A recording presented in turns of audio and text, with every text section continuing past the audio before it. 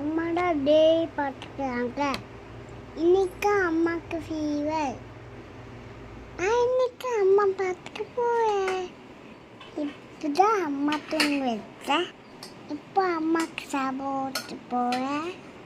இன்னைக்கு ஃபீவர் பக்கோரி ரசம் சாதம் பக்கோரி. எனக்கு ஃபீவர்னா அம்மா நல்லா பார்த்துப்பாங்க. நான் பார்த்துப்பேன். அதான் அக்கா அம்மா பார்த்துக்கணும், பார்த்துக்கணும். அப்போ அப்பா பார்த்துக்கணும். சரி வாங்க அம்மா சாப்பிட விட்டு போகலாம்.